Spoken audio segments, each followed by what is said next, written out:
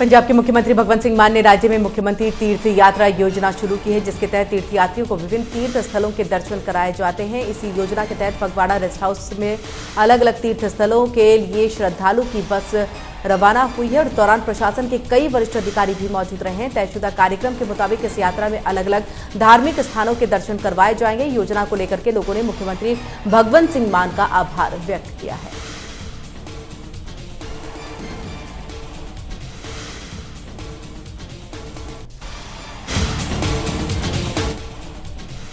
Moga police ने लगातार बढ़ रहे क्राइम की घटनाओं को रोकने के लिए बड़ी तैयारी की है। यहां पुलिस ने शहर को अपराध मुक्त करने के लिए मोगा शहर को 2 हिस्सों में बांटा है। शहर को 2 हिस्सों में बांटकर पीसीआर की तैनाती को भी बढ़ा दिया गया है। शहरी सुरक्षा को दुरुस्त करने के लिए मोगा के एसएसपी विवेकशील सोनी ने 10 गाड़ियों और 11 मोटरसाइकिल को रवाना किया है। ये टीम लगातार मोगा में होने वाले सभी गतिविधियों पर नजर रखेगी और इसके अलावा चौक चौराहों पर भी पुलिस के जवानों की गश्ती बढ़ा दी गई है।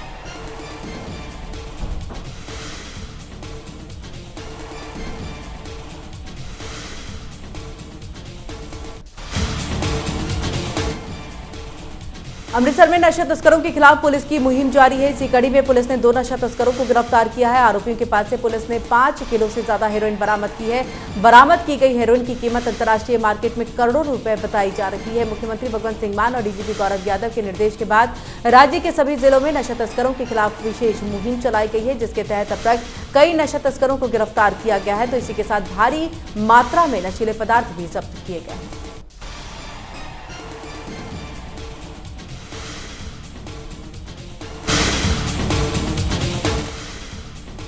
पंजाब और दिल्ली में ईडी ने बड़ी कार्रवाई करते हुए कई जगहों पर छापेमारी की है। ईडी ने यह कार्रवाई एक साथ शुरू की है। फार्मा कंपनी घोटाले को लेकर के की गई छापेमारी, ईडी की टीम ने इससे जुड़े ठिकानों पर एक साथ दस्तक दी। बताया जा रहा है कि ईडी के अधिकारियों ने इस दौरान कई अहम दस्तावेज हासिल किए हैं। आपको बता दें कि फार्मा कंपनी घोटाले को लेकर के इससे पहले भी ईडी ने कई जगहों पर छापेमारी की थी।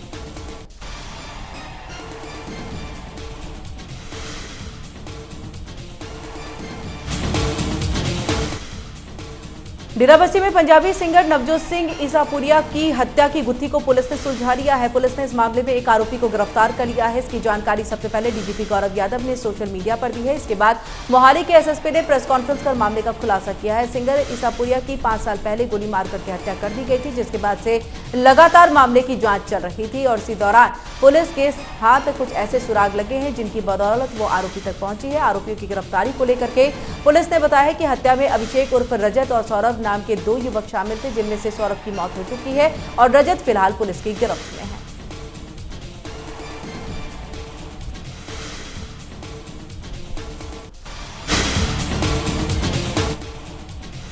पटियाला के राजपुरा रोड पर स्थित झरेड़ी जट्टा में हुए दर्दनाक सड़क हादसे में कई लोग घायल हो गए हैं। यहां घने कोहरे की वजह से एक के बाद एक कई गाड़ियां आपस में टकरा गई हैं। बताया जा रहा है कि एक ट्रक हाईवे पर बने डिवाइडर पर चढ़ गया। घने कोहरे और विजिबिलिटी कम होने की वजह से उसके पीछे से आ रही कई गाड़ियां एक के बाद एक टकरा गई। हादसे की वजह से हाईवे पर कुछ देर के लिए यातायात बाधित रहा।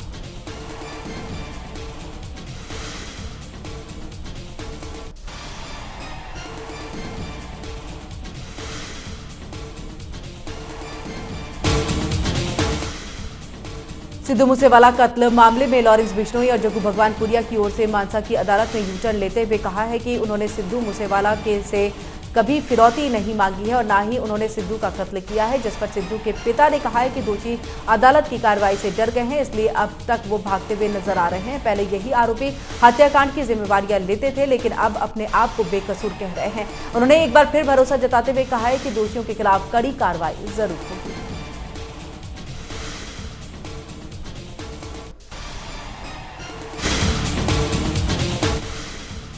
बठिंडा के पास परसराम नगर इलाके में चोरों ने 2 दुकानों पर चोरी की वारदात को अंजाम दिया है। गाड़ी में आए चोरों ने पहले दुकानों के शटर को तोड़ा और उसके बाद सामान के साथ साथ कैश लेकर के फरार हो गए।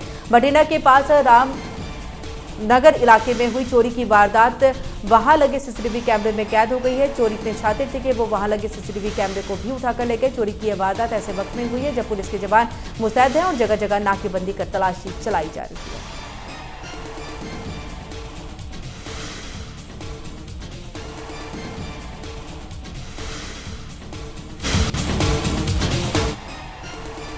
नशे का कारोबार करने के मामले में फरीदकोट पुलिस ने बड़ी कार्रवाई की है। पुलिस ने फरीदकोट सेंट्रल जेल से वार्डन को गिरफ्तार किया है। आरोपी वार्डन पर जेल में नशे का कारोबार करने का आरोप है। हाल ही में जेल में तलाशी अभियान के दौरान नशीले पदार्थ बरामद हुए थे, जिसके बाद पुलिस ने 14 कैदियों को प्रोटेक्शन वारंट पर लिया था, जिसके बाद कैदियों से पूछताछ में खुलासा हुआ है कि जेल में वार्डन नशे के कारोबार करती है और इसके बाद पुलिस ने वार्डन को गिरफ्त में लिया।